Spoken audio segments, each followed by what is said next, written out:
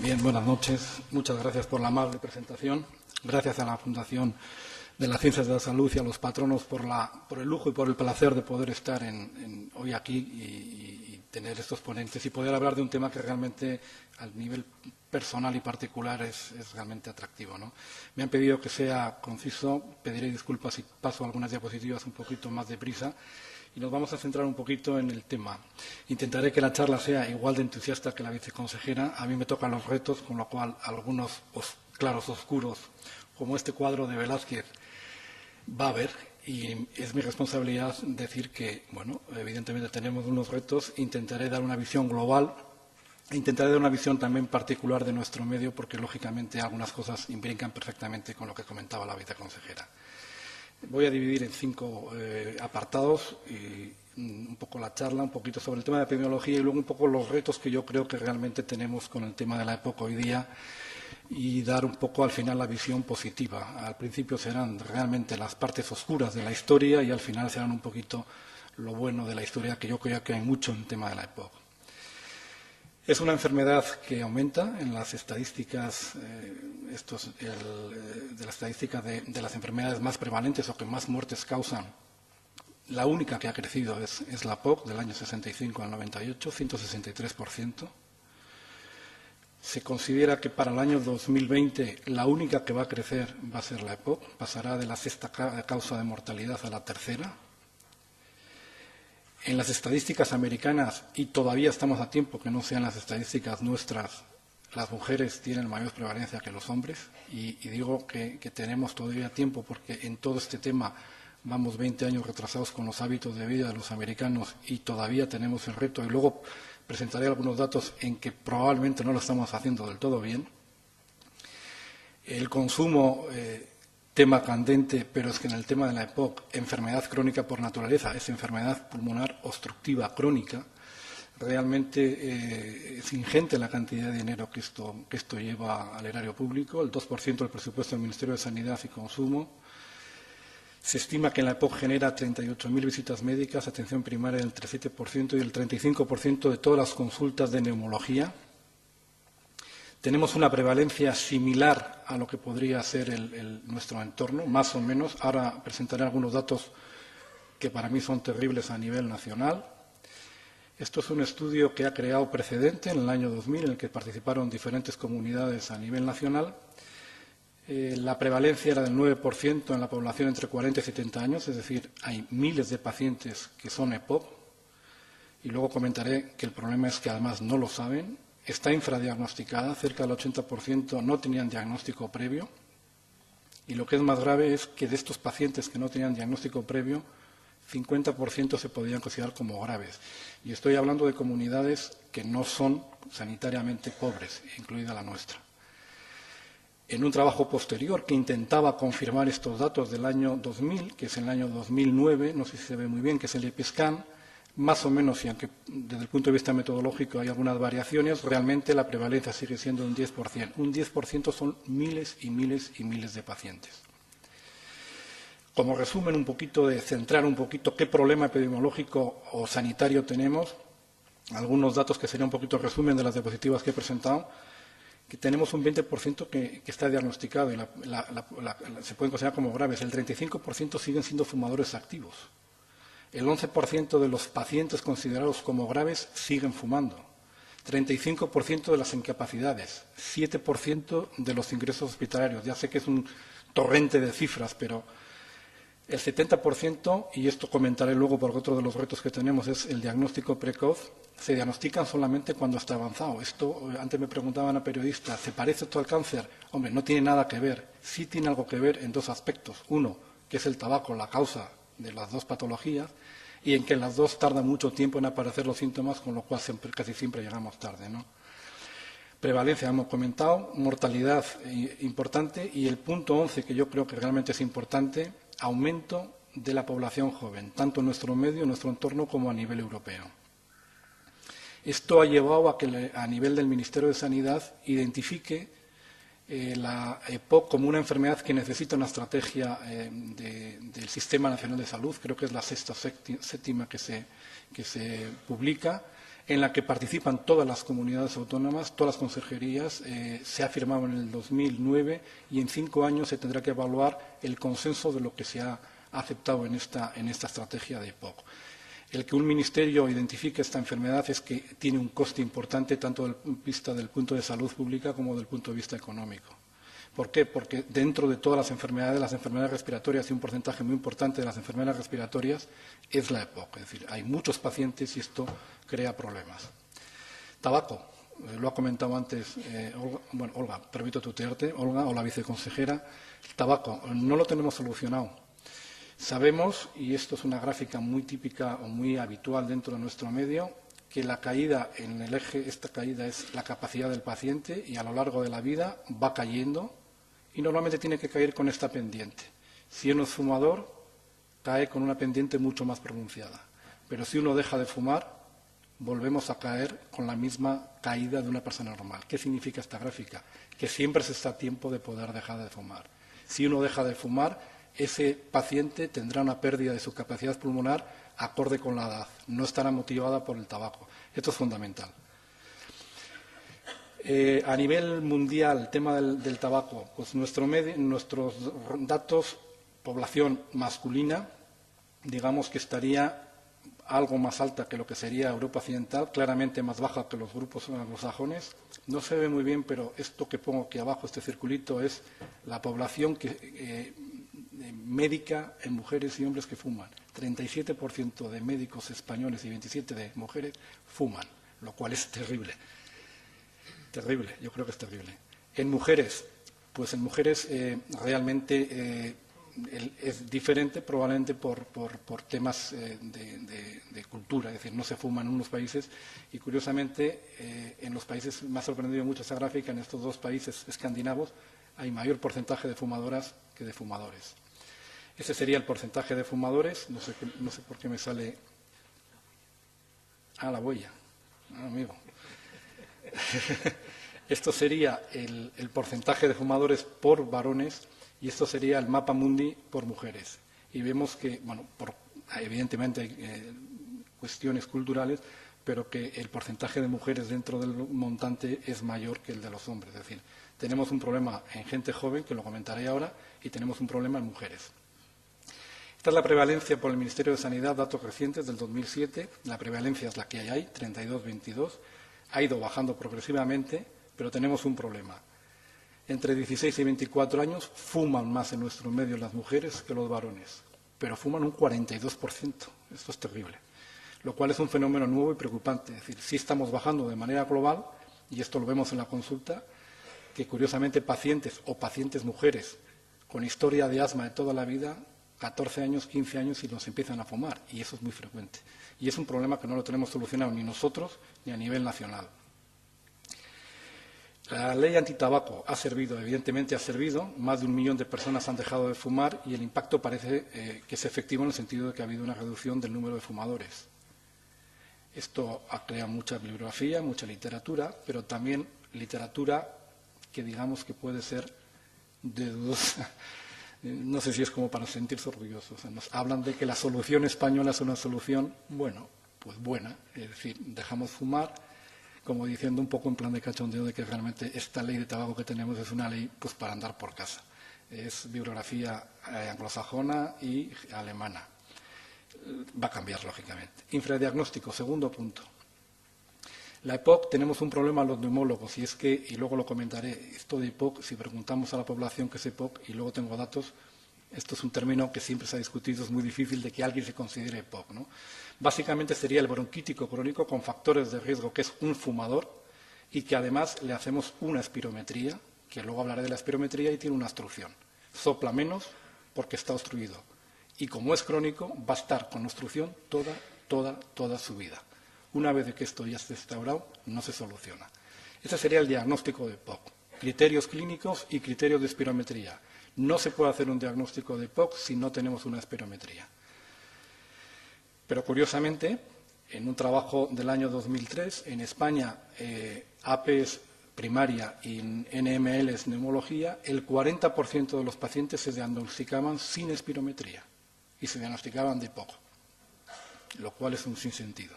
En neumología, porque es nuestra especialidad, mejorábamos los datos.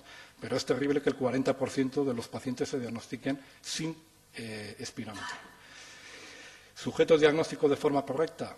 Pues en primaria, en ese estudio, el 30%. 70% de los pacientes se diagnosticaban incorrectamente. Y esto no son en nuestro medio, afortunadamente. La disponibilidad de espirometría en azul era en la consulta de neumología y en naranja en primaria, pues lógicamente en primaria iba bajando. En nuestro medio, digamos que puede ser muy parecido la disponibilidad de espirómetros, no tanto la calidad de las espirometrías o el técnico. Pero tenemos problemas a nivel de hospitales. Ese es un estudio también a nivel nacional donde no existe protocolo local del manejo de una agudización de un paciente con EPOC que tiene que ir al hospital. No la hay en un 66%. Y no existe un protocolo para valorar si ese paciente tiene que ir a la UCI o no en un 70%. Estoy hablando de hospitales. Y los enfermos que salen del hospital con diagnóstico de EPOC no tienen, bien porque no se les ha hecho en el hospital o porque no tenían previamente, en un 30% de los pacientes. Y estamos hablando de ámbito hospitalario. Un trabajo en nuestro área, en Navarra, buena asistencia, comunidad rica, bien dotada, y evaluaron y creo que es de autocrítica y es loable, cómo hacían las espirometrías a nivel de primaria y encontraron que un 40% de los diagnósticos era incorrecto. ¿A qué lo atribuían? Pues decía que se utilizaban poco, escaso seguimiento y que la calidad, bien en parte por la formación de los técnicos, era uno de los problemas por la cual realmente al final la conclusión es que la espirometría no servía o servía poco. La estrategia de POC incide en este punto y dice que hay que establecer sistemas de monitorización que sean accesibles para la realización de espirometrías. Y dice que se pueden evaluar algún tipo de opciones como puede ser la telemedicina para control de espirometrías. Nosotros, y cuando digo nosotros, en nuestro ámbito y nuestro hospital y nuestro departamento, con OSTEBA, que es la Agencia Vasca de Innovaciones Tecnológicas, llevamos un año con un estudio de control de espirometrías por medio de telemedicina.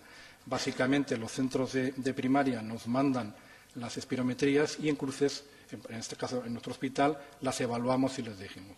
Llevamos cerca de un año, cubrimos solamente ese experimental y nuestro interés sería que eso se pudiera establecer y se pudiera extender a todo el ámbito de la comunidad, y son datos muy preliminares, pero se puede observar que la calidad de la espirometría en todos los ambulatorios donde se ha utilizado ha mejorado.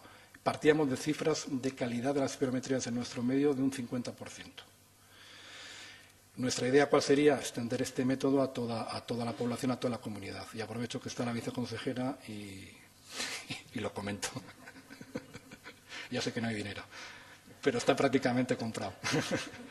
Bien, screening, la espirometría por screening. Pues hay trabajos que realmente dicen que no sirve. Es un trabajo de una revista de referencia que está en Nelson Internal Medicine, donde parece que el grado de recomendaciones no lo recomiendan. Porque es caro, pero es caro cuando hacemos en la población general.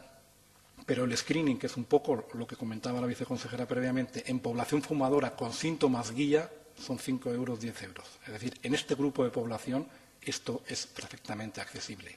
Y las guías internacionales nos dicen que si hacemos 5 preguntas muy elementales de tose la mayoría de los días, arranca flemas con frecuencia, siente que se fatiga más fácilmente que los demás, tiene más de 40 años y fuma o ha fumado, 3 respuestas positivas, hay que hacer espirometría. Y esto se puede hacer de rutina. Esto no cuesta dinero. Bien, tercer punto, inhaladores. Tenemos fármacos, y luego comentaré, potentes, eficaces, y los tenemos que utilizar por inhaladores. ¿Por qué? Porque nos crean muy pocos efectos secundarios. Se absorben donde se tienen que absorber, que es a nivel bronquial. Hay cantidad de fórmulas, cantidad de sistemas, y creo que no miento si digo que todos son igual de buenos o de efectivos con las limitaciones, pero todos sirven, y sirven bien. Bien, porcentaje de pacientes, y he puesto una diapositiva que digamos es benévola. Es una diapositiva americana donde, en función de los diferentes tipos de inhaladores, el porcentaje que realizan el porcentaje de pacientes que realizan técnica incorrecta es alrededor del 25-30. Hay trabajos donde es hasta un 60-70%. Y presento un trabajo antiguo americano donde lo utilizaban en el porcentaje de conocimiento de la técnica de los inhaladores en el personal médico. La línea roja las columnas blancas son los médicos. En este tipo de inhalador que se necesitaba 11 maniobras, los médicos no aprobábamos salvo en una. Es terrible que tengamos que enseñar a un paciente técnicas que nosotros las hacemos mal. Bien. Diagnóstico precoz. Problema, y me comentaba antes la periodista, pues tenemos el problema del cáncer de pulmón. Esto es una serie americana donde entre el 56 y el 85%, que no es decir mucho, no están diagnosticados, están mal diagnosticados. Del total de EPOC que se presupone puede haber en Estados Unidos, 16 millones, solamente entre 2, 4 y 7 millones están diagnosticados. ¿Por qué? Pues porque no crea problemas al principio, crea problemas al final, es acumulativo y el paciente es fumador durante 15, 20 años y ¿cuándo va al médico? Cuando ya tiene una obstrucción importante. El FEV1 es un parámetro Princes de obstrucción cuando es menos del 50%, esto ya es una obstrucción importante. Y en un trabajo realizado en Guipúzcoa, en nuestro medio, el 25% de los pacientes con EPOC tenían ya un BENS de menos del 50%, es decir, tenían una obstrucción muy importante que venía al médico. ¿Cuándo va al médico el paciente? Cuando ya se cansa y tiene fatiga, no cuando tiene tos y flemas. Esto es uno de los problemas que tenemos con el diagnóstico precoz en este grupo de población. Y tenemos otro problema, y ese es un estudio también catalán del año 2006, y es que los pacientes no saben lo que es la EPOC. Yo lo comentaba antes, es que la EPOC es un término difícil de entender. De los encuestados, el 91% de la población decía que esto de la EPOC no sabía lo que era. Si no sabes lo que es la EPOC, no te identificas como paciente EPOC. Y es uno de los problemas que tenemos de poder identificar pacientes y que el paciente se identifique con una enfermedad que está ahí, ¿no? Comentaba antes, siempre se está a tiempo de dejar de fumar. La caída de los naranjas son de los fumadores. Cuando uno deja de salir de fumar, se pone en la caída de los azules y cae mucho menos. Siempre se está a tiempo de dejar de fumar. Uno tendrá una obstrucción, pero una vez que tengamos la obstrucción, si dejamos de fumar, la caída será una caída normal. Siempre se está a tiempo de dejar de fumar. Lo que es terrible es que, y eso es un trabajo sueco, en los leves, la columna de los leves, donde he puesto los dos circulitos, con un FEV1, que es ese parámetro que comentaba, prácticamente normal, el 70% de los pacientes tenían síntomas. Solamente el 5% de los pacientes, el médico le había dicho que tenía la enfermedad. Pero de los pacientes severos, solamente el 50% de los pacientes estaban diagnosticados. Estoy hablando de Suecia, que teóricamente es un país en muchos aspectos modélico. Y el fundamento de la intervención precoz es porque, independientemente del estadio de la enfermedad, el GOL son clasificaciones, el estadio 1 es el más leve y el estadio 4 es el más severo, los pacientes EPOC son inactivos. Si les interrogas, aunque ellos no lo perciban, dejan de hacer actividad física porque se cansan. Cuando comentábamos lo del ejercicio, es decir, son pacientes que se renuncian a hacer ejercicio porque se cansan. Y esto ya solamente en estadios muy iniciales. Nosotros hemos tenido la suerte de participar en un estudio multicéntrico que se ha publicado recientemente en agosto de este año, donde evaluábamos realmente el efecto del tabaco en pacientes fumadores que no tenían obstrucción bronquial. Y les tomábamos muestras en el cuádriceps. Y la pregunta es, ¿por qué tan lejos? Si parece que el tabaco hace daño a nivel bronquial. Porque queríamos ver si realmente ya había un efecto inicial, independientemente que la espirometría fuera normal. Y lo que nos encontramos es que sí, que tienen menos fuerza que los grupos controles, tienen más fuerza que los grupos que ya tienen enfermedad. Cuando comparamos el aumento del estrés oxidativo, es decir, cómo funciona ese músculo, los fumadores están a mitad de camino, estamos hablando de gente de 45, 50 años que tienen espirometría normal, y cuando relacionamos estos parámetros, la fuerza de estos pacientes es inversa, ya tienen menos fuerza en las extremidades inferiores. Y estoy hablando de pacientes que teóricamente el único delito que tienen es que son fumadores. Exacerbaciones. Esta gráfica es del departamento y es un poco la complejidad. Bueno, pues nosotros tenemos perfectamente identificado la pirámide de población, quiénes son ese 5 o ese 15% de los pacientes en el campo de la EPOC. Y son estos, los que tienen exacerbaciones, los que se nos infectan con mucha frecuencia. Este paciente es la pirámide de población que hay que tratar. ¿Por qué? Porque se nos caen mucho antes, se nos mueren mucho antes. La caída de la capacidad, si tienen exacerbaciones, cae en picado. Y además, a medida que se va uno haciendo más severo, tiene muchísimas más exacerbaciones. El grupo de GOL 4, es decir, aquellos pacientes severos, tienen más de 3 exacerbaciones al año. Y tienes una exacerbación y se cae la función, y cae la función y tienes una exacerbación. Y tiene un coste sanitario. el 50%, solamente siendo el 12% de la población. Consumen prácticamente el 60% de los recursos sanitarios de este grupo de población. Estoy hablando de POC, pero probablemente es extrapolable a otro grupo de patologías. Y se nos mueren antes. Los pacientes con 3 agudizaciones anuales se mueren mucho antes. La supervivencia que tienen es claramente inferior si no tienen exacerbaciones. Y solamente con educación, y es la columna rayada, es un trabajo canadiense, podemos disminuir porcentajes de 39, 50, 40, número de hospitalizaciones, número de reagudizaciones, día de hospitalización, solamente con educación sanitaria. Puede ser toma de inhaladores, prevención del tabaco, etcétera, etcétera. No quería terminar tan deprisa.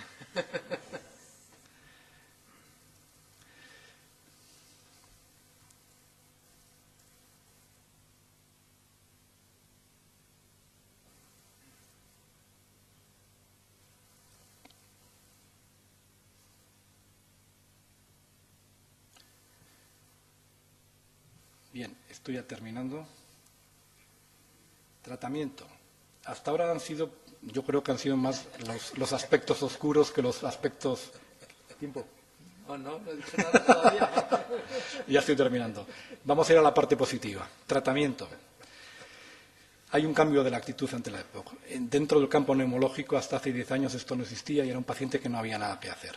Hubo una editorial de un neumólogo conocido en nuestro medio que hablaba del síndrome de Lázaro de la EPOC resucitado. Esto fue en el año 2001, no hace mucho tiempo. Y decía, bueno, pero la EPOC como Lázaro, una enfermedad resucitada, ¿pero por qué? ¿Cuáles son realmente las nuevas perspectivas? Y estoy hablando hace 9 años, es decir, ¿por qué de repente todos hablamos de EPOC? Y cuando digo todos, los médicos y la industria y la administración. Y otro autor muy conocido dentro de nuestro medio, también por esta época un poquito posterior, decía, bueno, ¿y por qué pasamos de no creer en nada a un optimismo? Y lo decía, basado en la evidencia. Y hemos cambiado en 5 años la actitud de cómo tratamos a estos pacientes. Este autor, y esto va a condicionar cómo vamos a evaluar a los pacientes, publicó un índice de evaluación del paciente, que es el acrónimo es el BODE, BODE de nutrición, obstrucción, la O, de la disnea y E de ejercicio, perfectamente con la última diapositiva que presentaba la viceconsejera.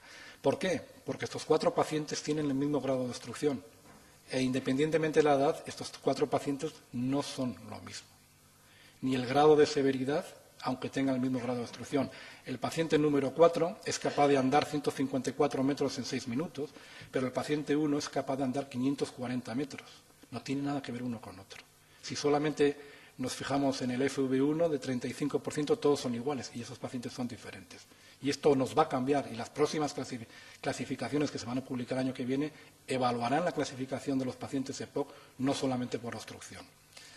El tratamiento está muy consensuado y sabemos que es una pirámide. Empezamos con unos pasos, tenemos el abandono del tabaco, actividad física y luego vamos como broncodilatadores. Tenemos fármacos que tenemos evidencia A en la obstrucción, sirven para la obstrucción, sirven para quitar la fatiga, sirven para el ejercicio, sirven para que tengan menos exacerbaciones, para la calidad de vida. Algo impensable, y presentaré un dato, parece que incluso podemos modificar la mortalidad. Esto era impensable hace unos años. Y además con una gran ventaja, tenemos pocos efectos secundarios. Podemos dar tratamiento a los enfermos durante muchos años sin problemas serios. 2 trabajos. Hasta hace muy poco, los neumólogos, neumología siempre ha sido una especialidad, lo decimos, pobre. Era raro que hubiera un trabajo donde se involucraran miles de pacientes. Es un trabajo de 4.000 pacientes. Y comparaba y se planteaba en laboratorio la posibilidad de que estos fármacos, que son habituales en el tratamiento de la EPOC, pudieran mejorar la mortalidad de los pacientes. Se publicó en el 2007, pero el diseño se hizo en el 2000, porque fueron 4 años de seguimiento. Y lo que vieron, esta P052 creó muchos problemas, que había una reducción del 17% de muerte y 2.6% de reducción de riesgo absoluto. Y esto, bueno, pues bien.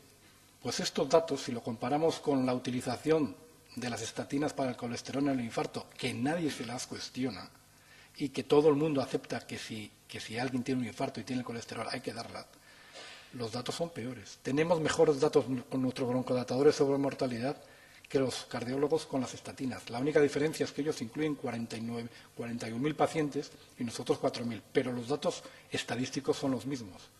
E incluso con el tabaco, aunque el tabaco es a 15 años, ese es un estudio que es de referencia en el Angels Study, realmente los datos serían por ahí. Es decir, es un dato optimista que probablemente con el tratamiento de los fármacos que estamos utilizando podemos modificar la mortalidad, al menos en un subgrupo de pacientes.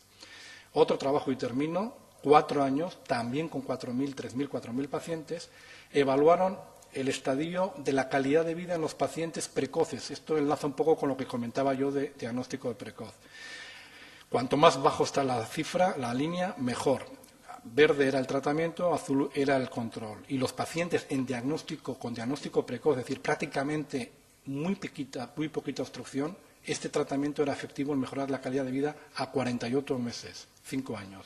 Y es que además tenían muchas menos reagudizaciones. Y estoy hablando de pacientes en estadio inicial de la enfermedad. Este autor, en el año 2004, cuando hablaba de nuevos tratamientos, decía, en el futuro, ¿qué tratamientos vamos a tener dentro de la EPOC? Y enumeraba unos cuantos, y yo no lo voy a citar. Simplemente quédense con los colores. En 6 años, lo que este autor decía que iba a ser el futuro, todo lo que es en color amarillo o naranja, está en el mercado.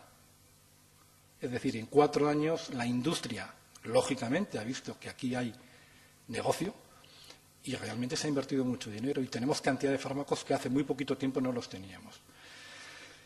Termino con el tratamiento. Rehabilitación. Está en todas las guías y tenemos problemas.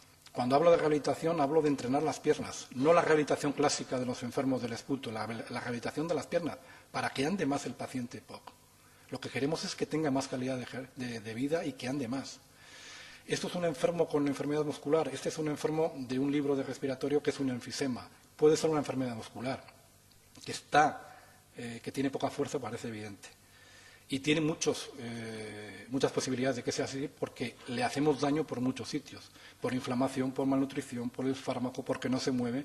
Es decir, realmente es un enfermo que tiene muchos candidatos a ser un enfermo con enfermedad muscular. Y algunas revistas de prestigio en nuestro ámbito incluso dicen que la EPOC, a ver si es una enfermedad muscular. Lógicamente era un título agresivo, ¿no? Estas piernas son de un enfermo ingresado. Está muy bien que le tratemos con broncodilatadores, pero las piernas no se las vamos a mejorar con broncodilatadores. Le tenemos que entrenar. En Euskadi, un servicio de rehabilitación respiratoria en nuestro hospital, lo cual es un lujo. Álava no tiene y Guipúzcoa no tiene. Hasta hace 1 año y medio que es la Clínica de Ascensión de Tolosa y concertada. Los enfermos nuestros van a trasplantarse a Valdecilla de pulmón y van sin rehabilitación como seas de Tolosa o como seas de Vitoria. Tenemos experiencia en haber hecho a nivel nacional posibilidades de rehabilitación respiratoria con domicilio. Se puede rehabilitar a los pacientes también en domicilio. Hay nuevas maneras y también tenemos experiencia de combinar entrenamientos y rehabilitación en el hospital con datos o con métodos como estimulación magnética. Esto es una estimulación magnética. Cuando tenemos que explicar esta técnica decimos que es como la de la televisión para quitar la grasa, pero lo estamos utilizando en enfermos ambulatorios que no pueden hacer rehabilitación convencional y estamos empezando a utilizarlo en pacientes ingresados. Los pacientes ingresados cuando vienen al hospital están 8 días, 10 días en la cama y se van a casa. Y les quitamos el broncoespasmo, pero las piernas se atrofian en 1 semana. Y tenemos un diseño, que lo comentaba la viceconsejera, en estos momentos de utilizar, porque somos muy potentes en centros deportivos, utilizar escalones. Y en Cruces estamos utilizando un hospital de Cruces, rehabilitación respiratoria, un intermedio San Juan de Dios y centros deportivos de Portugalete y Santurce, que es un privilegio el tener este tipo de centros deportivos. Pero solamente cubrimos un área y es un reto que hay que solucionarlo porque está indicada en todas las guías y tendríamos muchos pacientes potencialmente rehabilitados. Y para terminar, nuevas tecnologías. Esto es una diapositiva del departamento, lo ha explicado la viceconsejera y yo no pierdo. Nos está abriendo cantidad de posibles nuevas orientaciones del tratamiento de pacientes, sobre todo en la pirámide de población más problemática, que es esos pacientes con exacerbaciones. tanto en enfermedades agudas como en enfermedades crónicas. No lo voy a entrar en detalle porque se ha comentado de manera exhaustiva antes.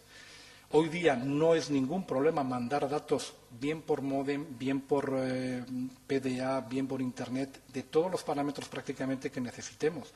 Nosotros lo llevamos haciendo en los ensayos clínicos con la industria privada desde hace 5 o 6 años. Y cuando comentamos la posibilidad de que un paciente haga una espirometría en casa, la gente dice, bueno, eso es imposible. No hemos tenido que bajar de ningún ensayo clínico a ningún paciente porque no sea capaz de hacer una espirometría en casa, lo cual a priori parece un poco difícil. Pero la tecnología está ahí. Hay trabajos ya auspiciados por el Departamento en enfermedad pulmonar obstructiva crónica. Esto es un estudio que se está haciendo en el Hospital de Galdácano y que se ha incorporado también en nuestro hospital ahora con Salud Nova, en enfermos con EPOC. Vamos a empezar probablemente rehabilitación respiratoria también utilizando sistema de telemedicina, con lo cual probablemente ampliaremos el espectro de pacientes a incluir. Y por último, ya termino, todo esto, y es otro parámetro yo creo, de satisfacción, cada vez, y coincide desde el año 2000, el número de publicaciones en relación al EPOC ha sufrido un incremento exponencial. España está muy bien situada, es la tercera de entre los 15 pacientes de la OCDE en publicaciones respiratorias. Yo creo que esto es un orgullo para la gente del campo de neumología. Y nuestra comunidad, y esto es el número de proyectos financiados por las redes estatales, digamos, salvo Cataluña, que es un ente muy aparte, estamos casi como Madrid. Con lo cual, teniendo el grupo de población, pues yo creo que es como para sentirse orgulloso de proyectos de investigación dentro del campo de EPOC. 215.000 euros en la fuente del Instituto de Salud Carlos III de Será de hace 1 año o 2 años. Y con esto terminado. Yo creo que hay muchos claros, hay muchos claroscuros. Yo creo que la conclusión de la EPOC, en mi opinión, es que al final el cuadro es bonito y probablemente va a ser más bonito en el futuro. Quedan muchas cosas que hacer, pero yo creo que se la están haciendo y es un reto. Muchas gracias.